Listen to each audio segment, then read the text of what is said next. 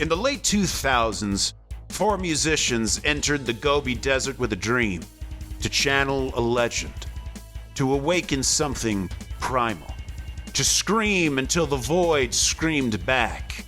They called themselves Death Worm.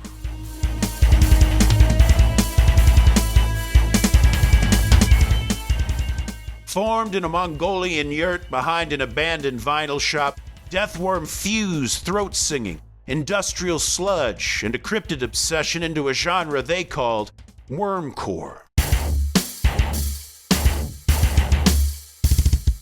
Leading the charge was Torg Sludgewind, shirtless, scale tattoos, a man people have called a prophet, or at the very least, deeply concussed. The worm came to me in a vision. I was hallucinating on fermented mare's milk in a sauna. It slithered out of the steam and whispered, "Start a band. Awaken the buried one. Open the pit." And I said, "I shall do your bidding, Crimson Lord of the Beneath." And then I got shushed. Apparently I was shouting. There were other people in the sauna. But the message was clear. On lead guitar, Malachite Kazakh, known to fans and federal authorities as Mal, spoke through distortion and crowbar tuning ritual. We tune in drop kill sharp. It's not a real note, technically. It's more of a tone event. It vibrates the sand. It softens the boundaries between worlds. The worm hears it. That's what matters. Dogs really fucking hate it. And on drums, a man known only as Bort the Burrower Shank. He doesn't read music, he reads tectonic shifts. I don't keep time. I channel seismic events. That was a 4.2 in eastern Kazakhstan.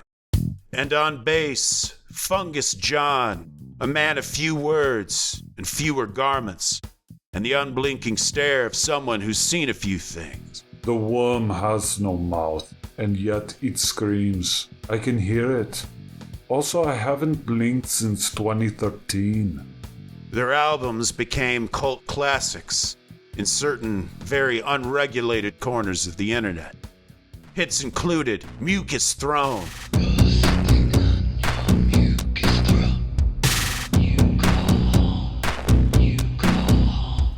Throb of the Buried, Digest Me Slowly, I Deserve It. He rises at noon and he's still moist. He rises at noon and he's still moist. And the controversial ballad, Electrocute Me, Daddy Worm. Electrocute me,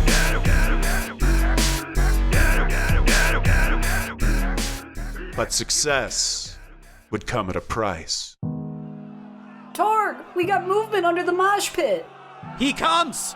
Opens the foam cannons! We don't have liability insurance.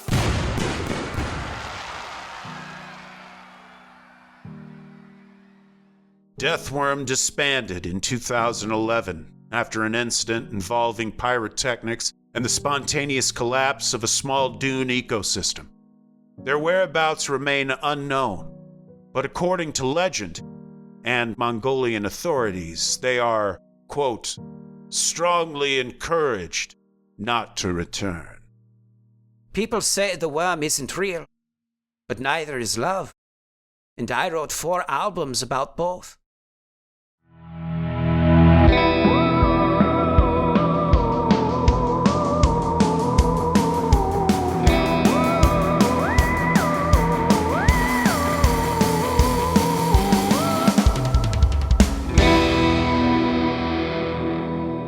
Citizens of the Milky Way, my name is Dylan Hackworth. And I'm Gage Hurley. And you have arrived in the sands of Arrakis, where we are hunting for a different kind of spice.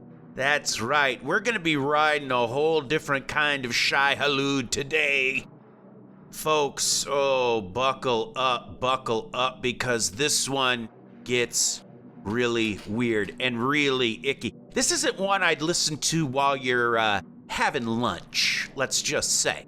Because if you ever find yourself wandering the scorched expanse of Mongolia's Gobi Desert, a place so dry we need lube just to make this episode, don't be surprised if the wind is carrying more than just hot sand. Every now and then, in the shade of a rusted jeep or the hush of a half-collapsed yurt, you might hear a local speaking in a low, grave tone. And while their voices may be hushed, it'll carry the weight of something ancient, something feared for centuries and longer. They speak of a creature that slithers, slinks, and soars, a thing that wriggles along the scorched sands of the Gobi. Sometimes, even in the night, it's heard howling. And the teller of this tale, they don't give this creature some grand mythic name. No, the locals call it the Olgoi Korkoi, which I'm sure I mispronounced, but that's Mongolian for large intestine worm. And baby, it's just about as vile as it sounds, and according to legend, it's every bit as deadly as the name implies. Because the name isn't just descriptive, it's a warning. This week's episode is the Mongolian Death Worm. Oh, yes, yes, yes. You can almost hear somewhere there's someone sitting in the dark clouds of Scandinavia somewhere going, I have a name idea for a band. We call it the Death Worm. Uber heavy. Uber heavy. This is not some sleek serpent or some shimmering beast of the far-off past. No, this thing is squat, ugly, and mean as hell. A grotesque red parody of life itself. The locals say it's about 2 to 5 feet long, depending on who's telling the tale, and depending on how close a look you actually get of this thing. Which you might think 2 to 5 feet, that's not, compared to some cryptids, hey, that's small fries, that's peanuts, baby, that's peanuts. That's because this thing comes extra deadly. Because despite any variations of the reports, all agree on one thing. This thing is something that should never move on its own, nor is it even something that should exist. Something that sounds more at home in the dunes of Arrakis than the sands of the Gobi. A fat, bloated tube of blood-colored flesh, slick and wet-looking. It doesn't slither like a snake, nor does it dig like a mole. It pulses. It heaves forward like a sinister sausage trying to break free of its casing. They say it lives just beneath the cracked skin of the desert, hiding and waiting with the patience that only something ancient can muster. And here's the kicker.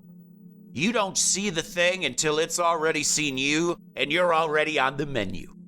One moment you're trudging across the top of a dune, sweat in your eyes, boots full of sand, and that's when you feel it. A strange vibration, like something deep underfoot is breathing, as if smiling that it already has you. And then without warning, the ground explodes. And whatever you were, mama, you ain't no more. A sausage that eats you. Terrifying and ironic. You know, a fat, bloated tube of blood-colored flesh was the most disgusting thing I could think of to describe this thing. And it's true. It's true. You see, the Mongolian Death Worm isn't just some backwoods boogeyman built to scare kids away from sand dunes. No, this thing has a kill count, and it doesn't mess around. According to legend, it doesn't just burst from the ground like a bad dream to scare away travelers who venture onto its territory like some Scooby-Doo villain. No, this thing finishes what it starts. Locals say it can spit a corrosive yellow venom, something so toxic it doesn't even burn, it melts a person away where they stand. Skin, bone, you name it, instant death on contact. And if that wasn't enough to ruin your afternoon, well, this thing comes fully wired. And I mean that almost literally. Some stories claim that it can also discharge electricity, to stun or kill prey. So, this thing may not even take you in a sudden explosion of acid. It may stun you, so you gotta lay there and wait for it to take its sweet time to come to you. That's right. This thing can zap you like a living cattle prod. Or maybe it'll just fry you where you stand, like some desert bug zapper with a taste for lost hikers. Whether venom or voltage, take your pick. Either way, the result is the same. A lifeless body, sprawled out on the sand, and in some cases a puddle, staring up at the blazing, indifferent sun. The Gobi Desert takes no prisoners, and neither does the death worm. And before you chalk it up to just modern campfire nonsense, stories of the death worm can find a way to wiggle into your mind. And these stories go back for generations. These aren't just TikTok tales or internet forum embellishments. These stories of the death worm stretch back centuries, passed down from the lips of nomadic herders who know the Gobi like you would know your own neighborhood. These folks who can read the desert like a map, who know when a shadow lingers 1 second too long, or when the wind gives you a subtle heads up that something wicked this way comes. I mean, this thing can spit acid or shock you like a cattle prod. It's like a combination of two of the most fearsome villains in movie history, Anton Chigurh and the Xenomorph. Yes, absolutely. I mean, this is truly, it's different than other cryptids, than what you typically think of as a cryptid. And not even just because it's a worm, but just because of it's like... abilities, really. I've never heard of anything like that. It's truly like heavy metal. It's truly like something you would see on a cover of a heavy metal album, like some Scandinavian death metal, something like really wild. I mean, this thing means business. Because what's Bigfoot gonna do? Bigfoot, if it kills you, it's probably just gonna rip your arms off. Yeah. This motherfucker, this guy melts you down to porridge. He takes you in a to-go cup. Well, according to the locals, the death worm, it doesn't haunt the busy, well-worn paths of the Gobi. Now, this thing is an outsider, like most cryptids. It keeps to the margins, to the dead zones of the desert, the places so remote and inhospitable that few things other than sun and sand can even stand it. Regions where you could walk for days and never see another soul. Just you, the heat, and the silence of the desert. Until, of course, something beneath the surface decides you've walked far enough. In a place that already feels abandoned by time, where the silence is louder than any desert wind, the idea of a predator hiding just beneath the sand doesn't really feel far-fetched. In fact, in many ways, it feels inevitable. Because the desert can hide a lot, after all. As the sands ceaselessly rearrange with the wind, the very mask of the desert itself changes. And with these changes, the bones of creatures older than memory are both hidden away or brought to light. Caravans that wandered off the map and never came back. And if you believe the stories, something is still alive out there, laying as still as death, waiting for the unfortunate rambler. But it's the color that sticks with the people who have actually lived to see this creature and actually tell someone about it. Everyone describes it the same way. Red. Blood red. Not rusty, not a brownish red, but like raw muscle. Like something half-cooked by the sun. Because in a land painted in nothing but sun-bleached golds and weary tans, the flash of scarlet in the sand is a visual you won't soon forget. Some say that it's lined with jagged spike-like growths at its side, almost like, I kind of imagine almost like a stegosaurus, but like on the sides, it's something like that. That's what some people say. As if nature decided to make this thing a switchblade that could slither. Now others say that it oozes a thick, jelly-like mucus that poisons the ground that it touches, leaving behind a trail that glistens in the heat like some kind of snail from hell. Then there's those who claim that its body is smooth, like the skin of a snake pulled tight. But it's the head that always comes last in every story. They say it widens and then it strikes. Like its jaw is unhinging into a gaping, nightmarish maw. Which is something snakes do.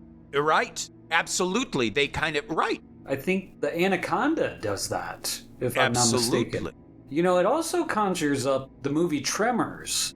Obviously. Oh, yes. I think that was pretty... And obviously those are much bigger, but certainly they're kind of carnivorous sandworms, which is essentially what we're talking about. Good shout out, because I have not seen that movie in so long. I rewatched it last year. It was pretty good. It's good 80s cheese, which I love. Absolutely.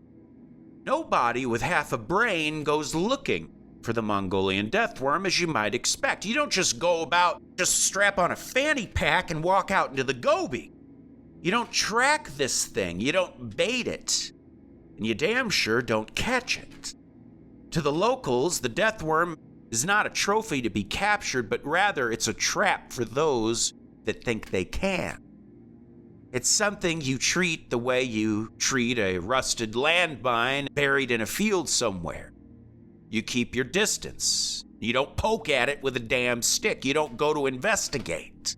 You don't test the limits of its patience, because legend says it doesn't really have any. If you're lucky, you'll never even be in the right conditions to see the Mongolian Death Worm. Because according to the old stories, the Death Worm has its preferences. Maybe it likes its sand dry, bone dry. It likes life remote, miles from the nearest village or source of help. And it likes the kind of midday heat that will give you a stroke faster than you can even say the word. Basically, if you ever find yourself in those exact conditions, quietly and carefully walk the other way, if the ground doesn't explode beneath you first. Naturally, not everyone buys the story. To even see this thing, you've already got to be in conditions that most actively try to avoid. It's understandable why someone might see Nessie. You know, you go to the beautiful loch to take for a family event, or you take photos or whatever. Same thing with Bigfoot. You're going for a hike, you're doing all that. No, the place where the Death Worm even hangs is a place you don't even want to go. Yeah, it's a lot like the Arctic. It's the opposite. It's just brutal and inhospitable. Exactly. Right. Absolutely. Because over the years, scientists, skeptics, and sand-caked adventurers have all taken their turn at rolling their eyes at the legend. To most of them, the Mongolian Death Worm is just a story. A desert bedtime tale cooked up to keep curious kids from walking too far into the dunes without an adult. A sort of regional flavor of boogeyman wrapped in folklore and acid. And to be fair, it's a completely understandable point on their part. There are no known creatures, especially not worms, that match anything close to that description passed down through Mongolian lore, especially not 5-foot crimson abominations pulsing through the sand. Nor is there anything resembling a venomous sausage zapping travelers with a fleshy taser. The skeptics, well, they talk about mirages and hallucinations triggered by dehydration and sunstroke. And they'll tell you how fear can warp the mind, how a fleeting glimpse of a desert snake or a trick of the light can balloon into a nightmare with teeth. And maybe they're right. But if that's all it is, then why did the stories keep slithering back? Despite the doubts, despite the scientists with their pesky charts and graphs, the tales refuse to die. Around campfires scattered across the Gobi, elders still tell the tale, their faces lit by the flickering flames in memory, their voices dropped to a hush, not for drama, but out of respect for a creature that few have seen. It's not just respect even, it's fear. They speak of the way that the sand shifts barely, subtly when the death worm stirs beneath it. like something rolling over in its sleep. They warn the younger ones not to stray away from the well-worn paths. Not because of dehydration or bandits even, but because the desert, much like the deep sea, holds things within it that seem to not belong to this earth. Things that we were never meant to find. And more importantly, things that don't want to be found. And that's the part that sticks with you. Even those who've never laid eyes on it speak of the death worm with the quiet certainty of fact, not faith. To them, it is not a question of if it's real, it's a given, like the sun setting, like the changing of the seasons, like the sands that change with the wind. The death worm isn't a legend, it's a fixture of the Gobi Desert. As real and as ruthless as a sudden sandstorm on a clear sky day.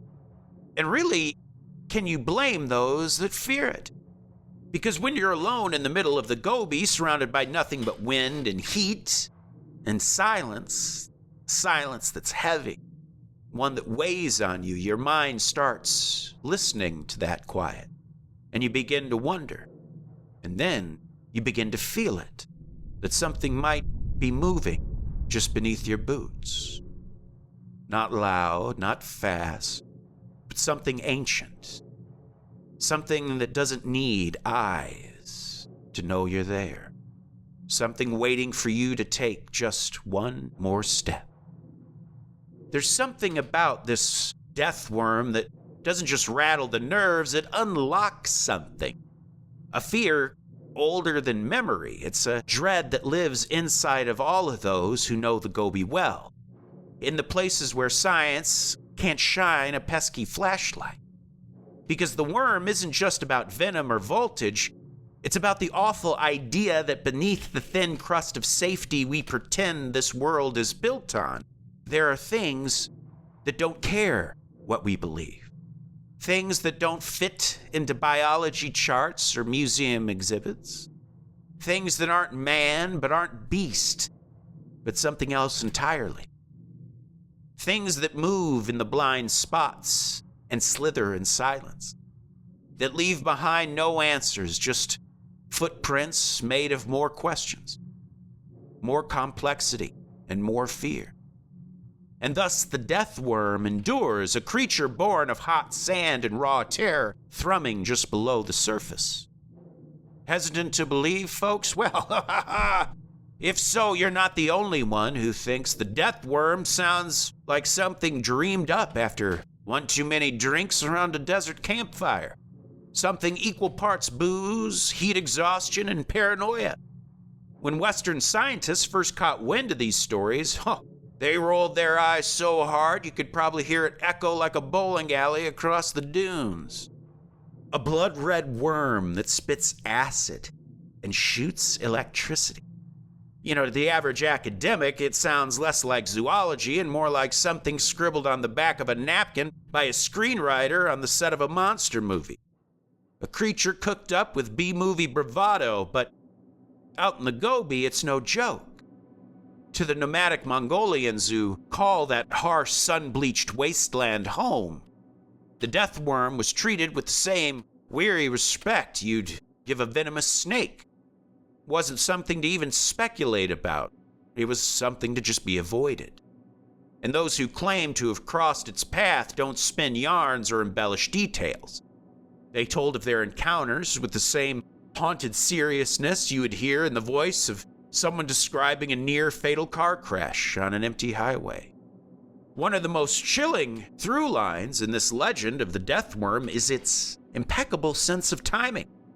This thing is practically the Fred Astaire of the desert. Almost like it doesn't chase or stalk its prey, but rather it appears just for a moment, and then something just dies. Again and again, witnesses would report the same disturbing pattern. A flash of red beneath the sand, a faint vibration, and then silence, followed by the collapse of not just people, but animals too. Camels, big ones, creatures built to survive the hellish heat and go months without water. They would drop like sacks of grain. as if they'd been hit by some invisible pulse, a static charge that kills, or a toxin too subtle to see but strong enough to shut down something the size of a truck. Some swear that death comes from simply touching the thing. Just brushing against its hide was enough to end your life. No bite or strike, just simple contact, and then nothing. In a place like the Gobi, where survival balances on the edge of every drop of water and every scrap of shade you can find, a creature like that doesn't stay a curiosity for long. It becomes a warning, a rumor, a monster cloaked in the logic of death itself. There were other stories too, the kind that stay with you long after the fire's burned away, and you've crawled into your jammy jams for bedtime. Accounts from travelers who swore they saw something unnatural stirring beneath the sand. And we're not talking about mere wind or the shifting of dunes, but literal ripples, like something long and sinuous was deliberately moving just below the surface, tracing slow, lazy circles beneath their feet. Some said that they stood frozen, unable to move, as the desert floor began to writhe and even bubble, like the earth itself was alive, trying to breathe. And that's when it would happen. The worm exploding up through the crust in a flash of glistening red, its blood-colored body catching the light just long enough to scorch itself into your memory before vanishing back down with a hiss. And gone. It leaves behind no trace, only silence, and a desert traveler who has now shit their pants. Sometimes out in the Gobi, it seems like the horizon never ends, and the sun seems to cook reason out of your skull. It's not hard to see how something like that, real or not, could take root in a person's mind. It doesn't just scare you, it brands you. And once you've seen the sand move like that, you never look at it the same way again. The stories didn't just scare the locals, they caught the attention of outsiders too. Folks with money to burn and a brain full of bad ideas. Enough that over the course of the 20th century, more than a few expeditions made their way to the Gobi, not for fossils or fame, but for a glimpse of the worm of legend. One of the earliest and most famous was in 1922, the same year that the tomb of King Tutankhamun was discovered in Egypt. A similar expedition was headed out to the Gobi, trying to wrestle up a worm. And this expedition in 1922 was led by none other than Roy Chapman Andrews. If Indiana Jones had a real-world prototype, Andrews would be a strong candidate. A swaggering naturalist with a knack for finding dinosaur bones and dodging danger. He wasn't hunting monsters, not exactly, but he was after ancient history. But when you're neck deep in the Gobi and the locals start talking about something red and deadly slithering underfoot, you start to listen. And to his credit, Andrews did just that. He recorded the tales he overheard, carefully and with reverent respect, as though he was a scientist first and foremost, measuring bones instead of a boogeyman. He didn't roll his eyes like those of his predecessors. He knew that every great legend starts with the flicker of something real, something we always try to remember here on Creep Street. Some seed that is buried in the dirt, but even after miles of sand and weeks of interviews, Andrews never saw the worm for himself. Not even a flicker of scarlet movement on the sand. No blurry photos, no suspicious trails, just stories and lots of sand. However, this is what Chapman would say of the stories and the reports that he collected on his expedition. This is probably an entirely mythical animal, but may have some little basis in fact, for every northern Mongolian firmly believes in it and gives essentially the same description. It is said to be about 2 feet long, body shaped like a sausage, and to have no head or legs. It is so poisonous that even to touch it, it means instant death. It is reported to live in the most arid, sandy regions of the western Gobi. What reptile could have furnished the basis for the description is a mystery. So here you're even seeing Andrews say, my gut is telling me this thing isn't necessarily real, but how interesting that for centuries, people have kept essentially the same description. The only thing that really varies is just whether it's 2 to 5 feet. Every description remains the same. There was no embellishment. There was not a lot added to it, like, oh, this time it can fly, or this time it can tap dance. And there's no, like, added things, really, along the way, which is, considering, is pretty interesting. And the length could just be different ages of the same creature. But centuries apart, the same basic description of it, I mean, that's got to attest to something. Right. It's one of those things. Cryptids, I need to learn more about the actual school of cryptozoology so that I have a better, vocabulary when it comes to describing it. Because in a way, there's almost something mystical about it, in a way, as opposed to a flesh and blood. To me, the impression I get is it would be more akin to a desert entity. It makes me think of something that, and not even to be silly, but something that would be in the desert region of a Zelda game. Almost a magic kind of associated with it. And I don't mean magic as in fairy tale and not real, but or interdimensional, something, maybe there is something out there. There is maybe some rift or something deep in that desert that most don't see or encounter because why go there in the first place? And this thing is able to kind of pop in and out of our reality. Maybe it doesn't even intend to show up. Maybe all it knows is it's just going through the sand and it doesn't even realize it's left one version of Earth or whatever into another, Yeah, a wormhole of sorts. Literally a wormhole, absolutely. Ooh, just had to take a quick pause there, Creep Street, just to give your poor palpitating heart a rest. If you're enjoying this episode, go ahead and follow us on Facebook, Instagram at Creep Street Podcast, Twitter at Creep Street Pod, TikTok at Creep Street Podcast. That's right. And if once a week is not enough for you, just head on over to patreon.com for all sorts of goodies. We got 3 different tiers there, something for every tier. So get your fixins. We even got a free tier where you can listen to the weekly sketches before they go live on the episode. Now, without further ado, back to today's story. In the decades that followed Andrew's expedition, the mystery did not die down, but rather it dug in, baby. The Gobi's red menace kept calling, and more than a few brave souls answered the dare. Explorers, monster hunters, cryptid chasers, all of which lured by that perfect cocktail of danger and the unexplained. One of the most relentless was Ivan Mackerel, a Czech cryptozoologist who by the 1990s had become completely obsessed with the death worm. And we don't mean mildly curious or merely academically interested. No. This Czech chap was obsessed. Mackerel chased the worm with the kind of wide-eyed enthusiasm usually reserved for buried treasure or flying saucers. And honestly, his methods weren't that far off. He led multiple expeditions into the Gobi, rolling deep with gear that felt more like science fiction than pure science.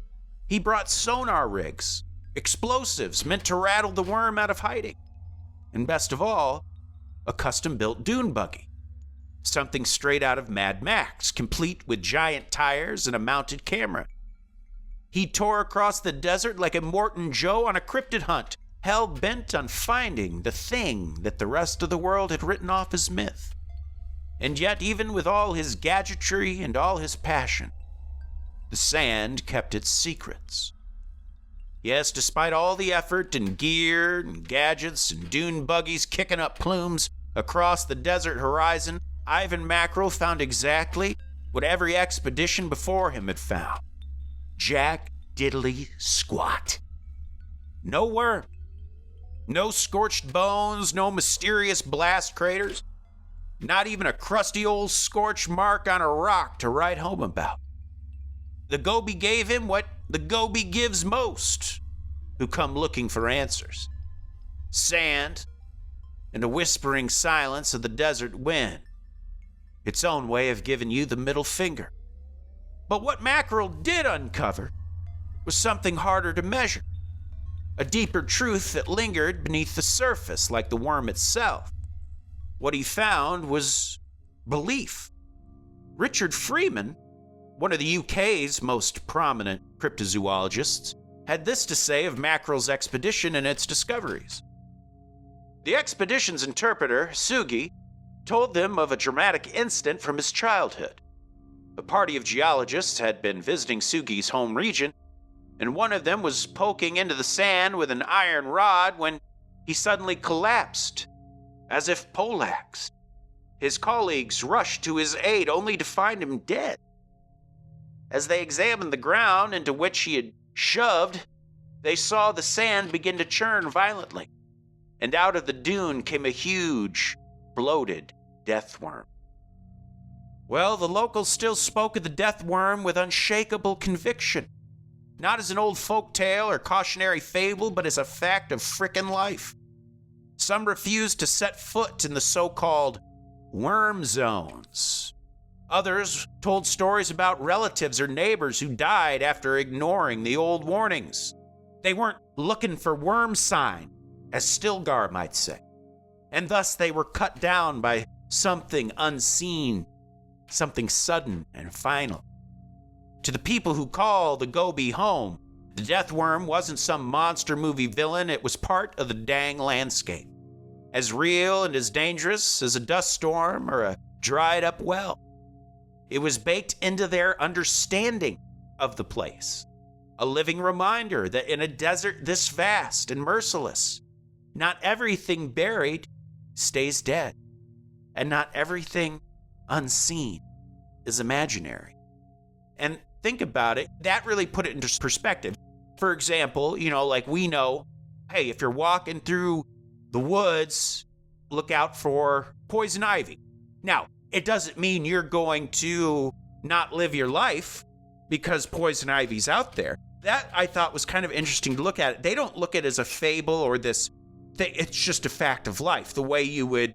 If a black bear shows up in your backyard, here in the States even, you just stay inside. You don't go near it. Like happened to our cousin Madison. She watched it on her, they watched it on their security cam. A black bear came out and just was like walking around by the car and everything. Well, other expeditions have come and gone as well, just like dust on the wind, and each one arriving with high hopes and leaving with sunburns and empty pockets.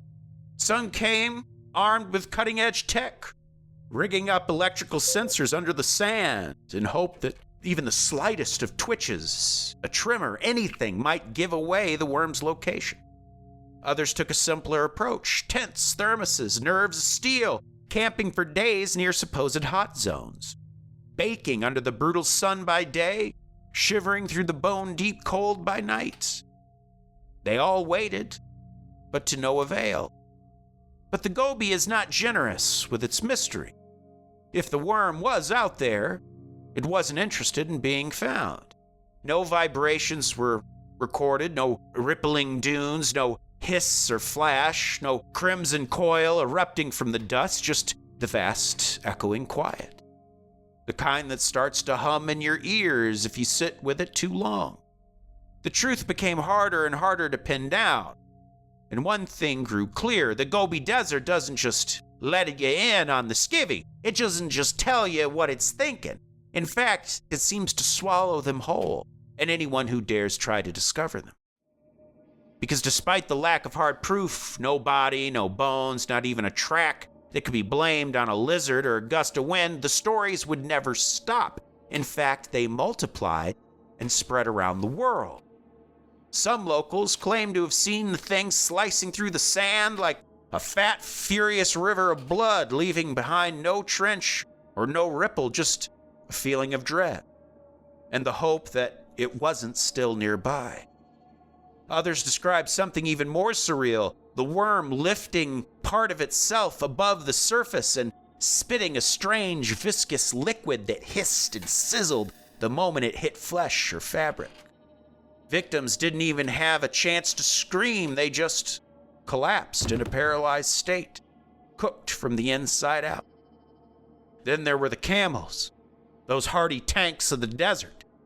People spoke of them dropping without warning, struck by an unseen force, their bodies convulsing, their eyes rolling back in their heads, legs folding beneath them like broken scaffolding, and then the stillness of death. And yet, not one corpse, no fossil, no skeletal evidence, no skeletal remains, no scales or teeth to hang in a museum. Just stories on top of more stories. But nevertheless, stories told again and again, over centuries, and with a consistency that refuses to be ignored. Details that echo from one generation to the next, like the desert itself is passing them forward. Even the most ardent of skeptics have to admit that it is strange. Not every researcher came back empty-handed in the imagination department, though, because some returned from the Gobi with a different theory altogether. Maybe the Mongolian Death Worm isn't a worm at all. Some have speculated it might be a misidentified animal, something real but rare, a highly adapted desert reptile perhaps, maybe a sand boa, or some as of yet undiscovered species of skink. Which, folks, if you're wondering at home what the hell a skink is, it's actually a type of lizard. Its strange movement and sudden appearances only magnified the legend by heat, fear, and the desert's habit of warping time. Others pointed to the land itself. In a place as volatile and unforgiving as the Gobi, maybe this wasn't a creature at all. Maybe it was underground gas pockets, occasionally rupturing and releasing noxious fumes. Maybe shifting sands generate static charges that discharge violently under just the right conditions. The kind of phenomenon that could kill livestock in an instant or cause a traveler to drop in their tracks without warning. And when it happens, when something unseen lashes out, our brains fill in the gaps. They shape the terror and give it teeth. Because in the Gobi, if you forget the threats, you die. And so the stories stick. And maybe over time, the danger becomes a monster. A monster red and glistening, made of myth, born from heat and fear, and a primal need to make sense of the senseless. Still, for all of the clever theories and scientific maybes, nothing quite ties the bow. No tidy explanation manages to stitch up this whole thing without a few threads dangling loose. Why the fear? Why not just a casual wariness, but a deep, bone-set fear passed through generations? A fear so widespread and consistent that it stretches not only through the generations, but geography, like the creature itself slithering beneath the sand. Also, why the crimson color? Why that same flash of red in every story? Told over and over by people who haven't even met each other, but all seem to remember the same nightmare. And why the reputation? We're not talking about a place that is lacking in real-world natural threats. The Gobi is already home to vipers, wolves, not to mention starvation, dehydration, and just general exposure to the elements. The desert can kill you 6 ways from the number 6. And yet, one thing, this dang worm, that is what earns the hushed rumors and fireside warnings. But why? That's the question that keeps creeping back. Of all the things that could kill you in the desert, why this mythical worm? Maybe there's something out there that doesn't care about the categories or the boxes that we try to put in it. Something that isn't a reptile or even a worm or even a freak accident of geology. Something that can't be just poked and prodded or packed in ice. A monster that doesn't need to leave tracks behind. Maybe the Mongolian Death Worm is exactly, what all of those who've seen it claim it to be: a venom-spitting, lightning-laced, blood-red killer worm, pulsing under the sand, waiting for the next unlucky traveler. Or maybe it's something even stranger. Maybe it didn't crawl out of the sand at all, but out of the collective imagination of people, shaped by one of the harshest landscapes on Earth, forged by blistering heat, punishing isolation, and a silence so deep it can swallow you whole. Maybe it's not born of biology, but from our collective fear, and kept alive by centuries of caution and the simple, unnerving truth that some places were never meant to be mapped out. We often talk about the tulpa, a thought form, something that might be brought into reality by our collective fear. If a group of people through generations continue to fear this thing, maybe that's what keeps it alive. There are no bones, though, no fossilized remains locked in museum doors, no strange specimens suspended in cloudy formaldehyde, tagged and filed under unclassified, no crisp photos, not even blurry photos for that matter, not even a half-convincing smear across a dusty pair of binoculars. Just stories, but dozens of them. Hundreds if you look hard enough. Told with hushed voices, with details too specific and alike to feel like lies or hearsay. Told by people who have nothing to gain by telling them, and sometimes plenty to lose. But still, just stories are all we have to go on. And maybe that's the only kind of proof the Gobi Desert is ever going to give us. You can only chase a cryptid so long before science starts tapping on your shoulder, arms crossed and eyebrows raised, wondering how much longer this is going to take, and can it speak to the manager? And in the case of the Mongolian Death Worm, science didn't just knock, it kicked the door in with a clipboard and a healthy dose of skepticism. Biologists, herpetologists, which I can only imagine study herpes, desert ecologists, cryptozoologists with sunburns and PhDs.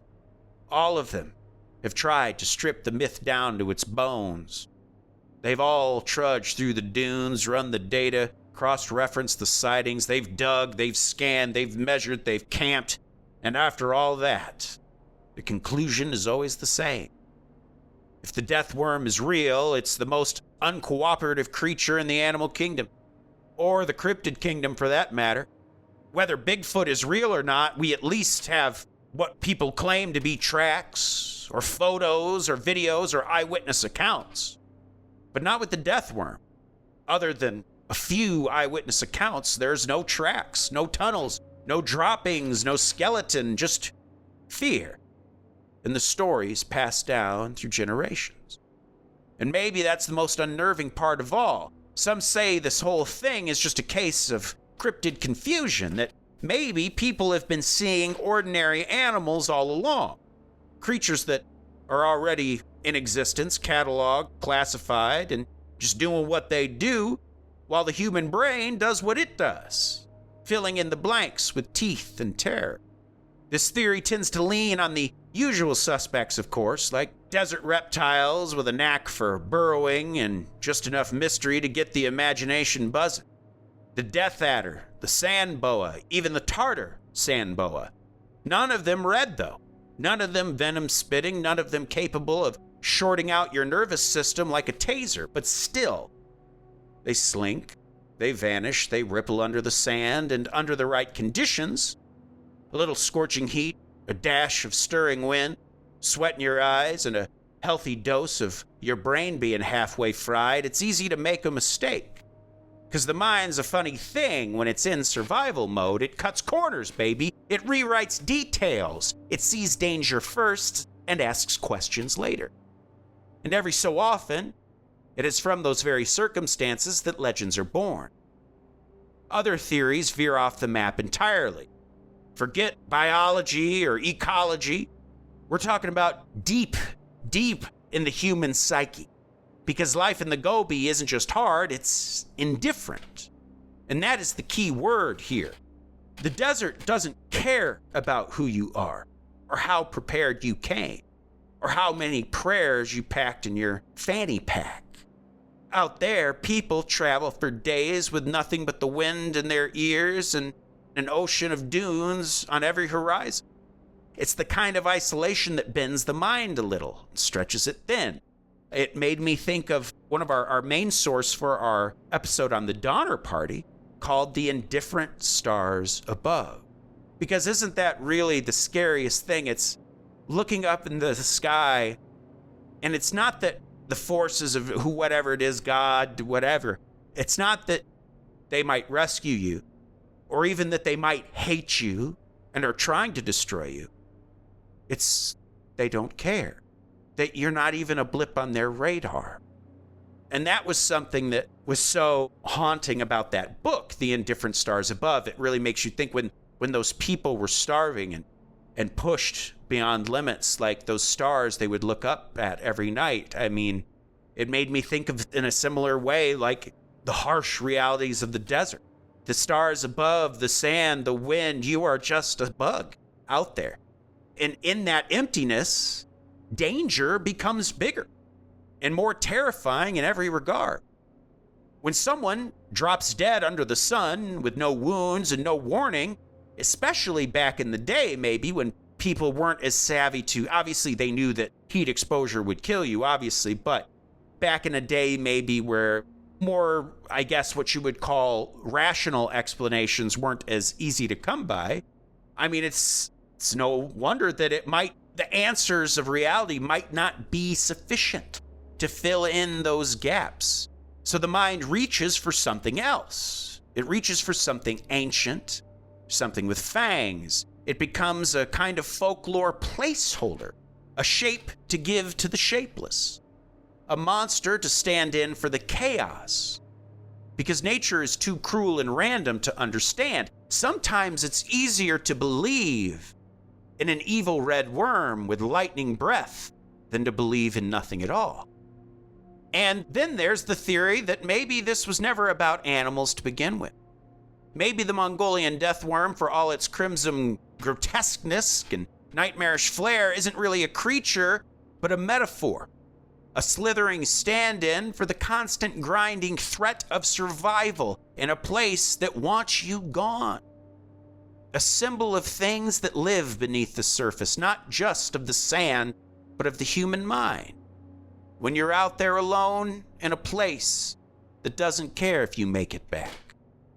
Because the Gobi at first doesn't look dangerous. There's no tangled jungle, no dripping fangs in the foliage, no howls in the nights.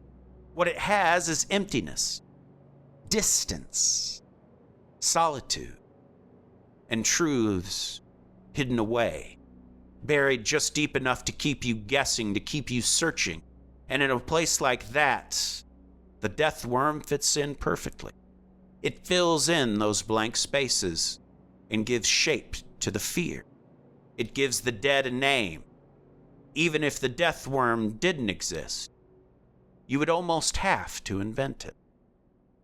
And I'll tell you, Gage, I think that, like we've always said, who knows, this is a particular thing, like sandworm, at least right now, and I think maybe as we do more cryptid episodes, things will click together more, but this to me just kind of, it's almost like a thing on its own. Like, even though most cryptids are quote unquote reclusive by nature, they're hard to find, this is like something on a different level.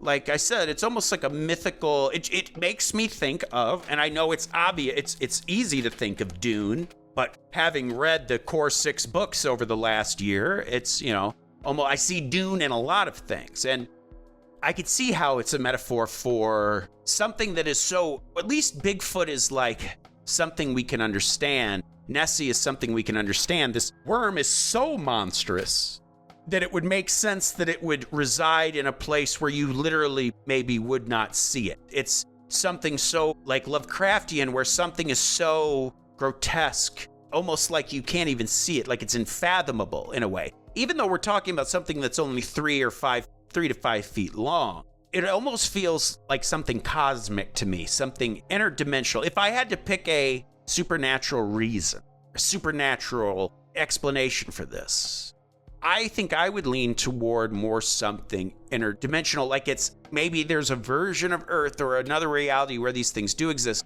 and maybe it's what a place for a slip in time to exist, where people would rarely come across it, way out there.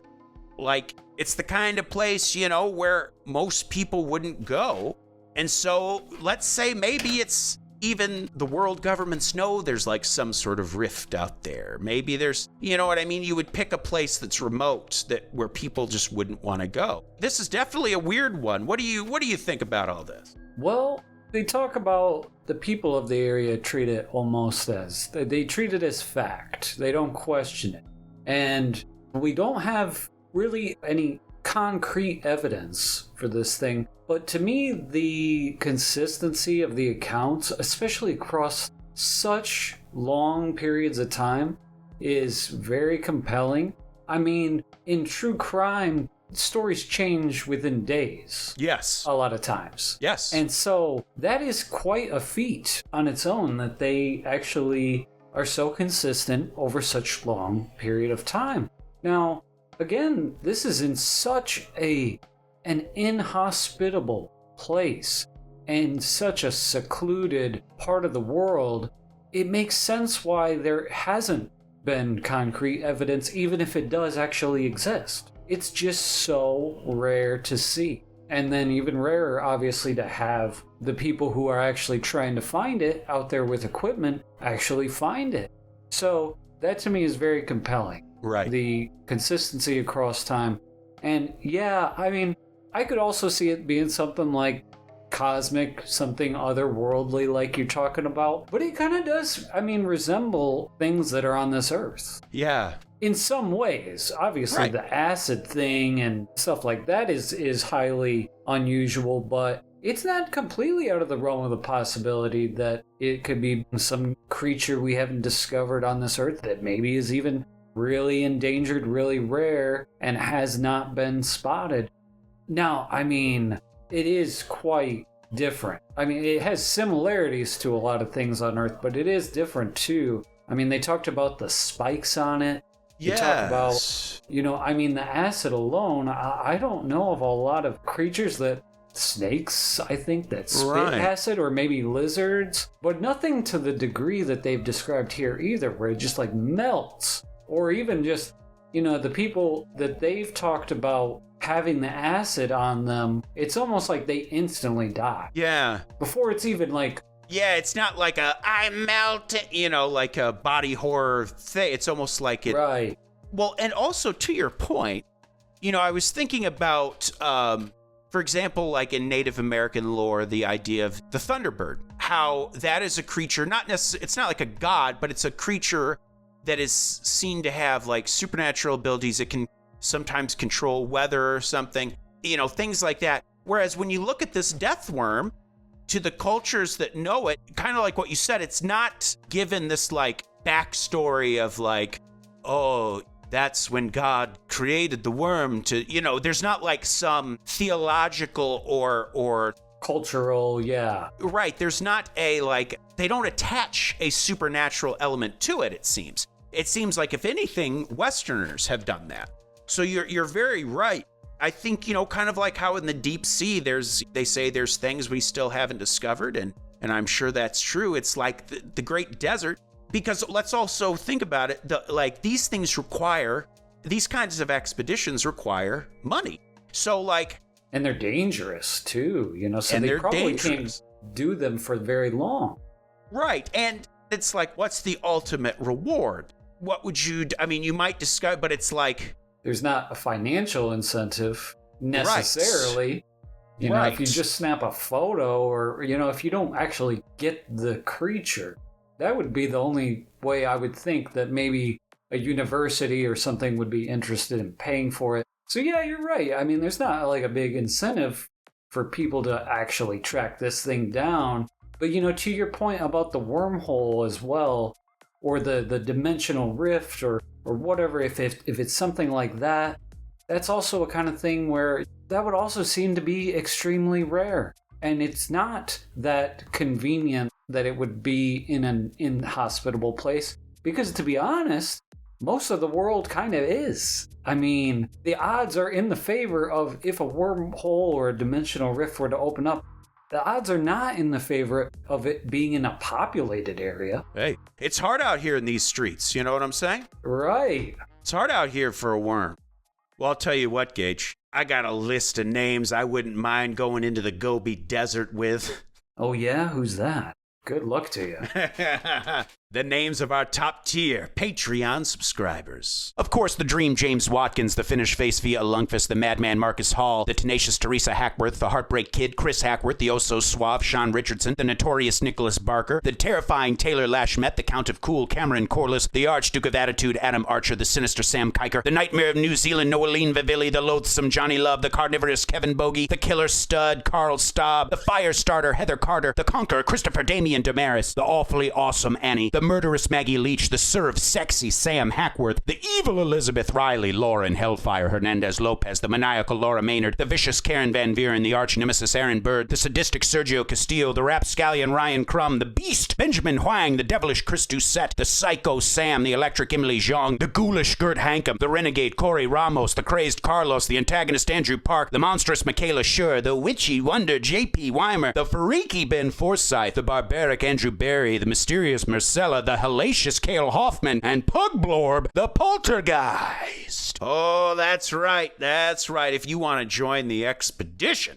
into the unknown on a whole new level, folks, head on over to patreon.com/creepstreetpodcast for all sorts of goodies. Who would have thought we had our own Arrakis right there in the Gobi? As a lover of Dune myself, it's, very fun episode. But ladies and gentlemen, ghouls and gals and all that. Oh, Creep Street, Creep Street, Creep Street. We thank you so much. We love you, and we thank you so much for your patronage. And we can't wait to make these things bigger and better as time goes on. We've got a lot of fun stuff in the works, and we love you. Citizens of the Milky Way, my name is Dylan Hackworth. And I'm Gage Hurley. Good night and goodbye.